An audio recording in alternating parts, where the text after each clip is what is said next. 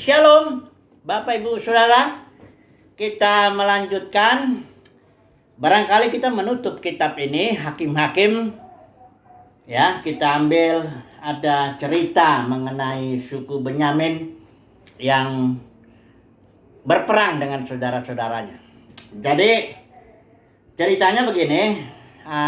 Ketika itu saya jelaskan dulu ya, kondisi Israel itu dikatakan di sini tidak ada raja dan setiap orang berbuat apa yang mereka pandang itu benar. Jadi kondisinya seperti kita tahu secara keseluruhan, kitab Hakim-Hakim ini adalah kitab kejatuhan umat Tuhan lah kalau saya menyebutnya begitu. Karena kita tahu bahwa ini kalau kita analisis ini kitab ini yang ada 21 pasal ini, bagian pertama itu tentang Israel yang diam bersama-sama dengan orang Kanaan, tapi mereka tidak melakukan firman Tuhan untuk menumpas ya 7 bangsa itu yang di tanah Kanaan. Kemudian bagian kedua itu muncul Hakim-Hakim yang dimulai dari Otniel, kita sudah bahas itu ya. Yaitu cara Tuhan untuk membangkitkan, katakanlah seperti KKR dalam kekristenan gitu, dibangkitkan oleh beberapa orang yang dipakai Tuhan dalam kondisi yang sudah kacau. Israel itu bisa dibebaskan lah ya. Tapi di bagian terakhir ini, nah ini ada 2 peristiwa, kita sudah bahas yang kemarin, peristiwa di mana patung sembahan, patung Mika ya. Ini kejadiannya di mana pada akhirnya suku Ruben memiliki patungnya sendiri, memiliki ibadahnya sendiri, sampai orang Israel dibuang ke, sementara rumah Tuhan di Shilo masih ada ya. Dan ini juga masih ada kisah ini, kejadian ini, bahkan Pinehas itu menjadi imam ya. Bayangkan saudaraku, ini Harun ya punya anak Eleazar, Pinehas ya. Jadi masih cucunya Harun di situ yang menjadi imam di rumah Tuhan di Shilo itu. Tapi kondisinya Israel sudah sedemikian jatuh sehingga kejadiannya begini, ada seorang Lewi, karena Lewi itu dia nggak punya tempat, nggak punya suku itu nggak dapat milik pusaka, karena milik pusakanya adalah Tuhan. Jadi dia ada di beberapa tempat. Ini ada seorang Lewi, katanya dia tinggal di pegunungan Efraim ya, dan dia punya gundik, dan gundiknya diserong pulang ke rumah orang tuanya, dan si orang Lewi ini dia mau ambil ya. Dia membujuk supaya pulang kembali ya. Kemudian dalam perjalanan mereka menginap ya, menginapnya di Gibea ini, di daerah suku Efraim ya. Benyamin ya.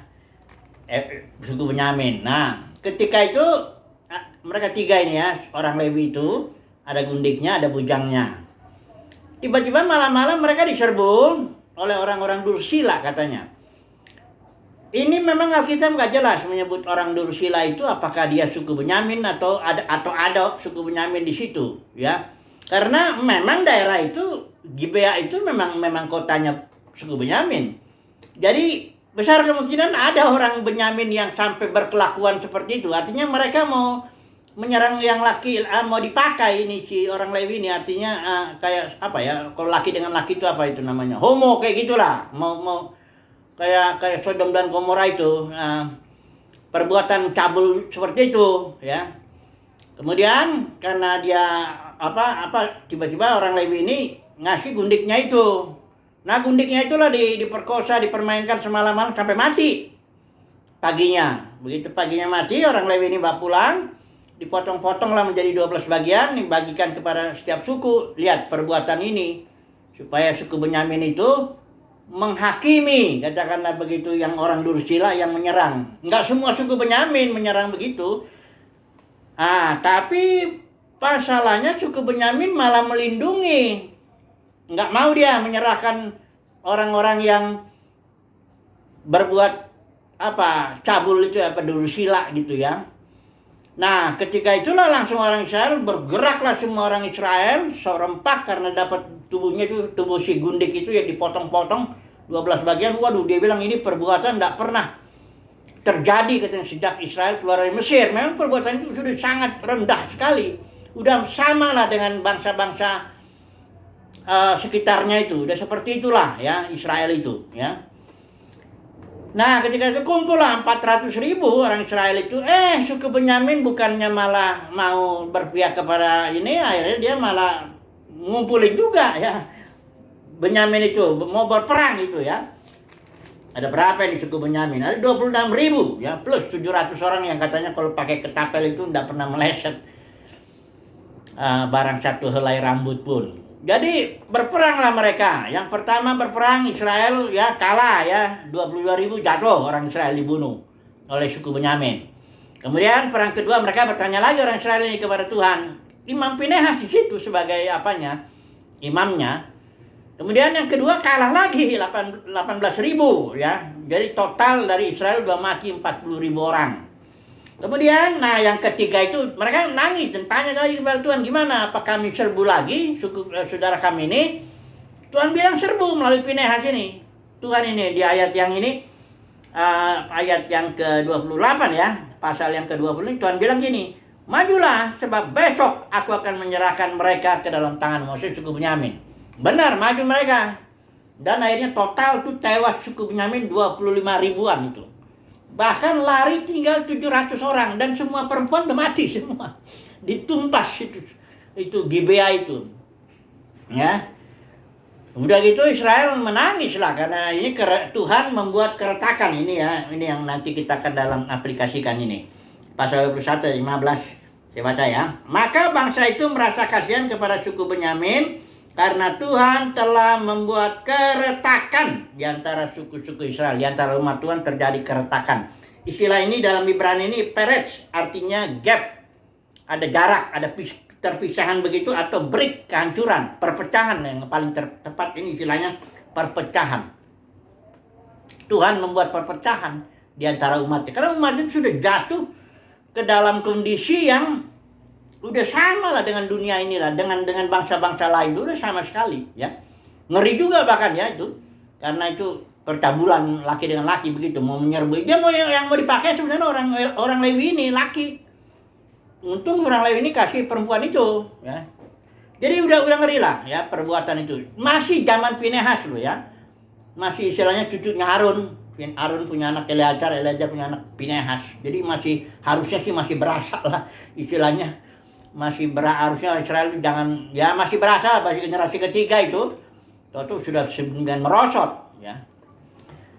Intinya 700 orang ini orang Benyamin dikasihlah istri ya, bikin damai ya, kasih istri, udah bangun lagi orang Benyamin ini. Apa pelajaran yang kita mau ambil ini? Saya mau ambil ini istilahnya begini ya, ini di pasal 21-15 ini kita aplikasikan ke dalam umat Tuhan saat ini ya. Tuhan telah membuat keretakan atau peretz di antara suku-suku Israel. Karena kondisi Israel pada waktu itu, di zaman itu ya dibilangnya tidak ada raja, setiap orang mau berbuat maunya aja, termasuk suku Dan juga bikin penyembahannya sendiri dan sebagainya. Mari kita aplikasikan dulu ya. Kita tahu gereja sudah terjadi keretakan juga. Ya. Keretakan gereja. Tapi nanti saya nggak akan bicara keretakan ini, saya akan bicara keretakan antara para denominasi ini, semua dunia ini, dunia kekristenan dengan para pemenang. Ya. Tapi saya bicara dulu ini sementara, pendeknya gereja sudah jatuh, pecah dia, menjadi ribuan denominasi, 5.000 yang besar itu, bahkan mungkin 10.000 kalau hitung yang kecil-kecilnya. Dan itu terjadi karena kita tahu kisah pasal 20 itu beberapa pemimpin dengan ajaran palsu menarik murid-murid kepada dirinya. Dan di kitab Wahyu pasal 3 itu dibilang ajaran Bileam, ajaran palsu ini Bileam dagang, Nikolaus menaklukkan kaum awam ya, memanfaatkan kaum awam juga para pemimpin ini, dan juga yang Ijebel itu merampas otoritas Tuhan, karena Tuhan bilang jangan kau jadi pemimpin, gereja ini akulah yang memimpinnya, kata Tuhan Yesus ya, melalui Roh Kudus yang dipimpin. Itu nggak kita bahas dulu. Yang kita bahas justru perpecahan antara dunia kekristenan atau ribuan denominasi ini dengan para pemenang, karena Tuhan buat keretakan itu.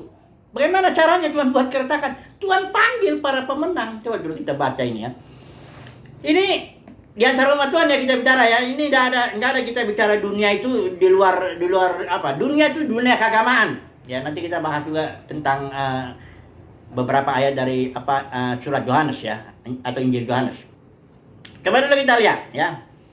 Apa yang Tuhan lakukan? Program Tuhan ketika gereja sudah jatuh menjadi ribuan denominasi ini. Ini di Wahyu pasal 2 pasal 3 ini ada 7 gereja sebagai representasi pada gereja di Asia kecil itu.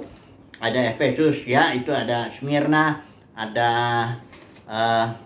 Pergamus, Tiatira, Sardis, Philadelphia, dan Laodikia. Ini 7 zaman gereja lah kira-kira begitu ya.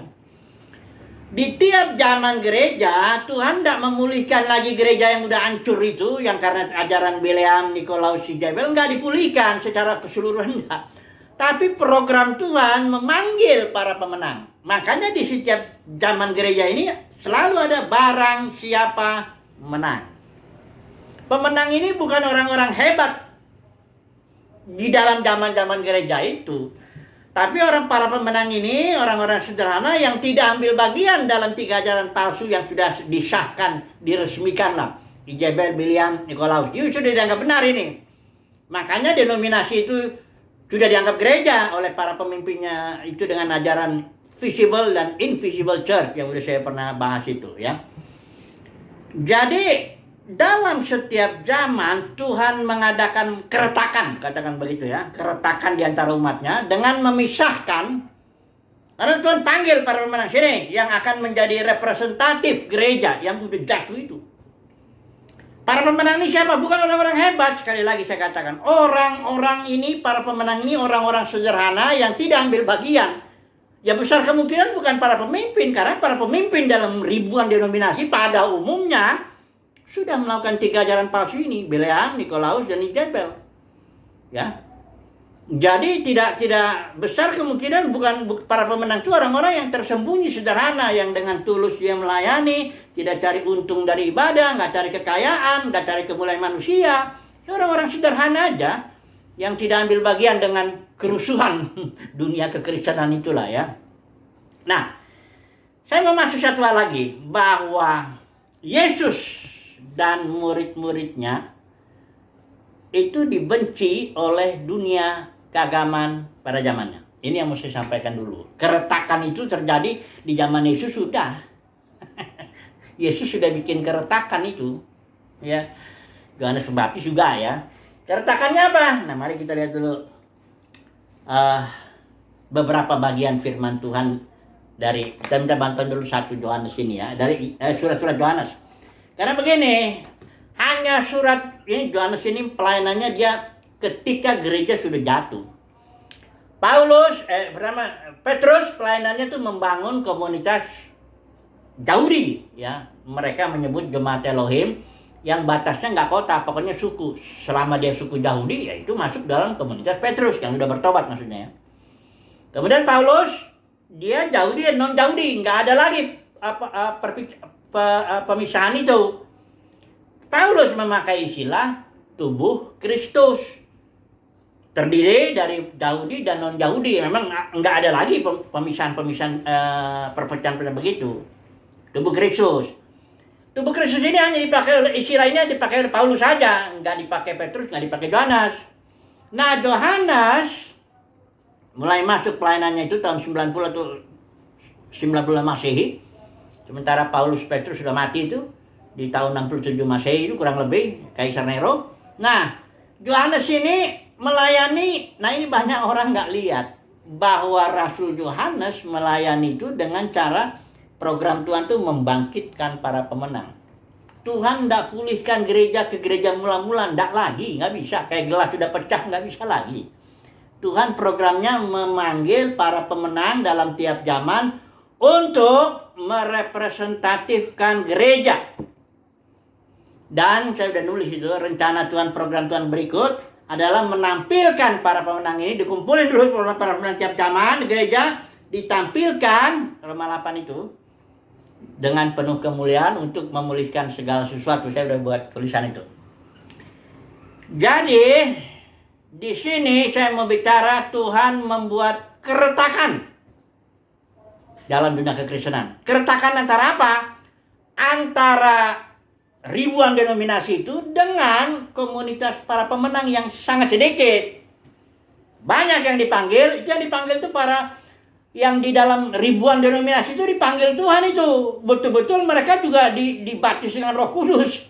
Barang denominasi namanya full gospel atau apa istilahnya Roh Kudus lah dibicarain terus di situ ya. Itu perpecahan. Itu orang yang dipanggil benar-benar anak Tuhan, dalam arti dipanggil ya, betul-betul anak Tuhan. Ya, bukan anak Tuhan, bukan orang yang dunia yang enggak bertobat, bukan. Anak Tuhan itu ya. Hanya dari situ, dari yang banyak dipanggil ini dipilih lagi oleh Tuhan. Nah, inilah dia yang namanya para pemenang itu. Semua kasih karunia. Orang dipanggil itu kasih karunia juga. Dari antara dipanggil dipilih lagi sedikit, itu juga kasih karunia juga. Nah, para pemenang itu yang dipanggil, dipilih, dan nanti setia. Dapat kasih karunia untuk setia sampai akhir. Keretakannya apa ini? Ya, keretakan yang Tuhan buat ini di antara umat Tuhan. Keretakannya bukan hanya Tuhan panggil para pemenang, tapi juga dunia kekristenan itu benci sama para pemenang ini. Contohnya, ini saya mau mulai dulu dari Yesus lah. Yesus itu dibenci bahkan dibunuh. Bukan oleh Pilatus. Nah, ini salah, hati-hati. Baca-baca itu apa tuh? Pengakuan iman para denominasi itu hati-hati. Itu dimulai dari 380 Masehi kurang lebih di Milan itu. Sepanjang itu diteliti. Dalam sejarah saya baca-baca itu tahun 380.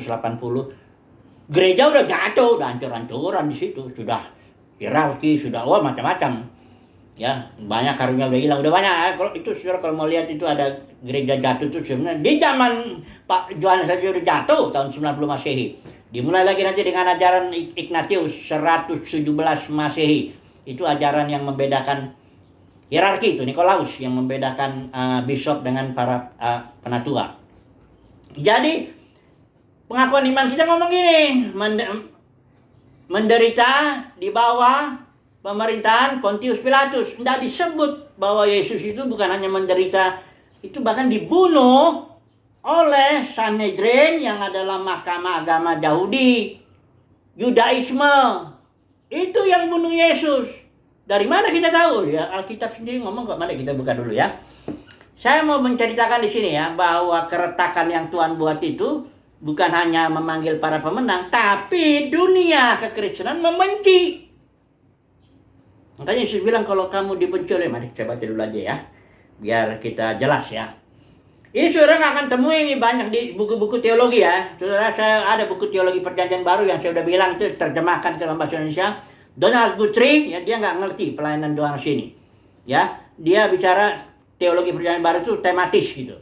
Kayak sistematik teologi. Kemudian Leon Morris mulai dibedakan antara Petrus dengan Paulus ya dalam dia menguraikan teologi PB. Kemudian George Eldon Ladd, ini yang bahasa Indonesia-nya ya, masih banyak yang bahasa Inggrisnya ya, itu banyak waktu nanti untuk buang itu. Yang ini aja lah, sama aja lah itu.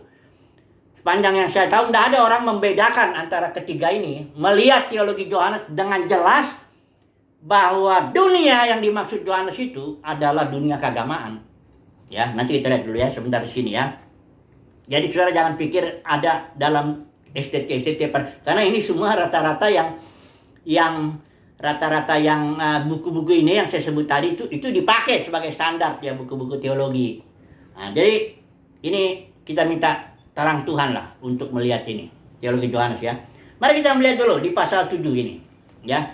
Saya mau jelasin dulu pertama ini bahwa dunia membenci Yesus bahkan membunuh. Siapa dunia itu?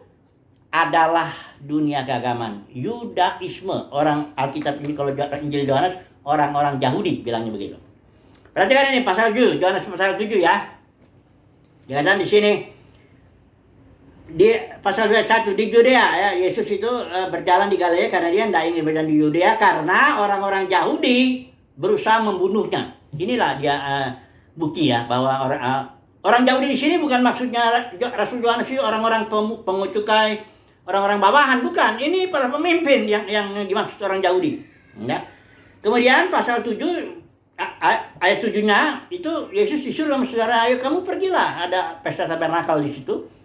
Tunjukkanlah dirimu supaya apa? Yesus jawabnya begini. Dunia ini tidak dapat membenci kamu. Ingat ya, dunia di sini lihat konteksnya.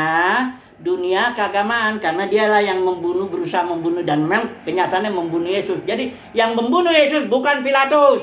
Pilatus itu cuma alat aja, karena Sanhedrin pada zaman itu tidak diberi hak untuk membunuh. Kalau Sanhedrin yang membunuh, emang dia dengan rajam, nah, oleh ini dengan salib. Ya, nah Yesus bilang ini, dunia ini tidak dapat membenci kamu, tetapi dia membenci aku, kata Tuhan Yesus. Dunia keagamaan itu ya, Sanhedrin. Karena aku bersaksi tentangnya bahwa perbuatan-perbuatannya adalah jahat. Siapa yang tahu bahwa Sanhedrin itu jahat? Hanya Yesus yang punya mata rohani dengan dengan Yohanes Pembaptis. Orang banyak, orang Yahudi itu, rakyat jelatanya lah gitu. Oh, mereka hormat sama para pemimpin Yahudi itu. Mereka soal pemimpin Yahudi itu ada Gamaliel di sana, guru yang sangat dihormati lah ya. Ada Yusuf Arimatea, ya ini anggota mahkamah ini. Ada Nikodemus, ya. Ada lagi lah beberapa yang disebut orang-orang kaya, terpelajar ya pada di zamannya itu, pendidikan sinagoga. Orang-orang yang bukan hanya kaya, pokoknya pengaruh lah, karena mahkamah agama ini punya otoritas atas rakyat, bukan saja urusan agama, tapi juga urusan sosial, politik juga sedikit lah. Hanya nggak boleh bunuh orang, hukum mati, nggak boleh. Tapi kalau dianggap sesat, dicambuk gitu, oh itu bisa. Itulah Paulus pernah kena 40 kali kurang 1 pukulan, itu dipukul sampai di situ. Orang-orang dunia keagamaan juga pergi, geraklah yang Yesus bilang. Kalau seorang murid nggak lebih dari gurunya. Saudara ingat ya, guru kita, Yesus itu dibunuh, dibenci oleh dunia keagamaan di zamannya. Maka murid-muridnya juga sekarang di sini, para pemenangnya, pasti dia benci. Ya walau mungkin nggak sampai dibunuh. Tapi kalau dalam sejarah gereja, sejarah itu, wah itu ada yang dibakar nih, yang Luther aja hampir dibakar. Untung aja ada yang lindungi itu. Siapa tuh raja siapa itu yang melindungi Luther, Martin Luther. Kalau nggak dia, kalau yang pasti dibakar tuh John Wycliffe ini yang menerjemahkan Alkitab itu. Kalau nggak saya salah ya, John Huss atau John Wycliffe lah. Saudara lihat dalam sejarah, oh itu penuh dengan darah para martir. Makanya dalam Wahyu pasal 17 itu, Babel itu, perempuan pelacur itu, denominasi itu, oh dibilang mabuk oleh darah orang-orang kudus. Para pemenang, darah para pemenang itu diminum oleh perempuan pelacur itu. Gereja itu ya, denominasi maksudnya. Dunia tidak dapat membenci kamu, tetapi dia membenci aku karena aku bersaksi bahwa perbuatan-perbuatannya jahat. Kalau para pemenang ini pasti dia bersaksi, baik kehidupannya maupun ajarannya, bahwa perbuatan para pemimpin, ribuan denominasi para pemimpin pada umumnya itu, ajaran Nikolaus, Bileam, Jebel itu jahat. Jahat itu menggunakan ibadah pelayanan untuk keuntungan sendiri, memeras dengan tarik-tarik uang, macam-macam ajaran berotoritas, memanfaatkan ya umat Tuhan, itu jahat. Cuman banyak orang nggak lihat. Hanya orang-orang yang para pemenang yang mendapat kasih karunia untuk melihat dengan mata rohani seperti Yesus dan Pembaptis. Bisa melihat. Yesus bilang, kau itu seperti kuburan. Luarmu bagus, dalamnya busuk sekali. Malah lebih tegas lagi, aku bapakmu iblis. Ya, ini satu ya. Kemudian berikut lagi ya. Dunia membenci. Yohanes 15 ya. Sekiranya ini saya pakai ILT ya. Sekiranya dunia membenci kamu mengetahui bahwa dia telah membenci aku sebelumnya. Ya, dikatakan di sini lagi ayat 19. Aku telah memilih kamu dari dunia, sebab itulah dunia membenci kamu. Bukan yang dipanggil, aku memilih kamu dari dunia. Dunia keagamaan konteksnya. Perhatikan saudaraku. Di ayat yang di sini ya. Ayat 25-nya, namun supaya dapat digenapi firman yang telah tertulis dalam Taurat mereka. Jadi yang sedang Yesus bicarakan itu bukan dunia dalam arti itu semua dunia pada umumnya, bukan. dia sedang bicara dunia keagamaan. Lagian pula kan jelas dunia membenci itu bukan Yesus nggak diutus kok ke bangsa-bangsa lain. Jadi diutus kepada orang Yahudi. Jadi dunia ini maksudnya itu. Saudara kalau baca seluruh teologi Yohanes, kalau orang nggak bisa melihat istilah dunia ini, itu berarti orang itu bagian daripada dunia itu. Ya kayak Donald Guthrie, Leon Morris, ya, George Eldonan, ini semua tokoh-tokoh. Termasuk itu Louis Berkhof, ya, yang bikin sistematik teologi. Itu seluruh dunia pakai itu, udah diterjemahkan bahasa Indonesia. Malah dia ngomong visible invisible church, ya. Jadi jangan pikir bahwa dunia para teolog ini otomatis dia melihat dunia yang dimaksud di sini. Dah hanya orang-orang yang keluar daripada itu, para pemenang yang mendapat kasih karunia, dia bisa melihat.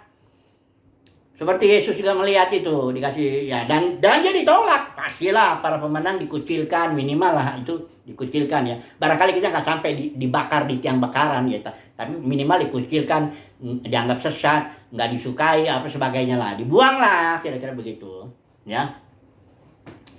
Dan diperhatikan nih, namun supaya dapat dikirakan firman yang telah tertulis dalam Taurat mereka. Jadi yang sedang Yesus bicarakan di Yohanes pasal 15 yang dunia membenci Yesus yang murid-muridnya itu adalah dunia keagamaan, Yudaisme, ya. Kemudian lagi satu lagi, ini masih banyak ini sebenarnya.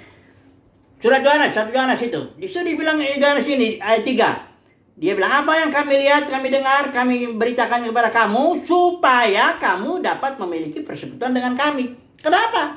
Karena nggak ada lagi persekutuan para pemenang dengan gereja yang udah jatuh di Asia Kecil. Nggak ada lagi. Ini surat umum nih, 1 Yohanes, bukan dia ditujukan kepada pribadi tertentu atau orang-orang atau gereja tertentu. Enggak, umum. Barang siapa yang dikatakan di sini memiliki mendengar apa yang bisa bersekutu bersama atau melihat apa yang kami lihat, mendengar apa yang kami dengar, baru kita ada persekutuan. Persekutuan itu antara para pemenang dengan dunia keagamaan udah putus. Itulah, ini dia ya. Kemudian satu lagi lah ya, yang paling terakhir lah ini ya. Dunia di sini disimbolkan dengan kain, ya. Dibilang di sini, saudara-saudaraku ayat 13 ya, pasal 3. Janganlah heran jika dunia membenci kamu. Siapa dunia di sini?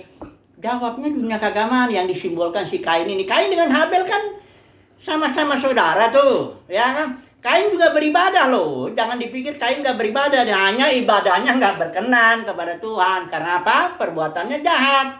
Ya, Kain juga bukan nggak berkarya. Oh, dia bangun kota. Namanya Henok. Kota itu besar. Dan peradaban itu lahir dari keturunan Kain. Itu bapak apa yang industri tembaga, ada yang musik, ada yang pertanian. Itu Kain itu simbol dunia keagamaan. Ini baca nih. Jadi lihat konteks deh, ya. Tapi enggak juga sih, bukan soal lihat konteks. Ini soalnya kita dapat kasih karunia enggak untuk dipanggil menjadi para pemenang, itu aja. Soalnya kalau saya lihat ibu mau apapun kalau orang enggak dipanggil jadi pemenang, ya enggak bisa lihat. Bagian dari dunia ini yang enggak bisa lihat. Marah, ya kembalilah menyerang balik. Itu dunia membenci lah intinya. Jadi kesimpulannya apa? Di zaman hakim-hakim ketika suku Benyamin berkeras ya, berbuat jahat, dan Israel keseluruhan, Tuhan mengadakan keretakan. Tuhanlah itu yang bikin itu, bukan siapa-siapa. Ya. Dalam kekristenan, Tuhan bikin keretakan nggak? Bikin. Caranya keretakan yang ini loh, yang antara para pemenang dengan dunia kekristenan secara umum yang udah menjadi ribuan denominasi itu keretakan. Ya, perpecahan. Kalau saudara dan saya orang umat pilihan Tuhan, jangan kaget. Alkitab bilang, jangan heran kalau engkau dibenci oleh dunia kekristenan. Engkau nggak disukai. Khotbahmu nggak disukai. Perilakumu juga nggak disukai barangkali. Karena engkau nggak ambil bagian dalam ajaran Bileam, Jebel, dan Nikolaus. Jangan heran ya. Ikut terus Tuhan. Karena yang dipanggil, dipilih, dan setia. Ini nanti akan ditampilkan nih. Di akhir zaman. Dalam kemuliaan. Apabila Kristus yang adalah hidup kita menyatakan diri kelak, kita juga akan menyatakan diri bersama-sama dengan dia, menjadi serupa dengan dia, dengan tubuh kebangkitan, ditampilkan di bumi. sehingga dilihat tuh semua orang tuh. Karena itu Roma 8 tuh saya udah nulis ya. Kerinduan segala makhluk menantikan saat di mana para pemenang ditampilkan. Untuk apa? Untuk memulihkan segala sesuatu. Cukup dulu lah ya. Udah habis, udah kebanyakan. Haleluya. Amin.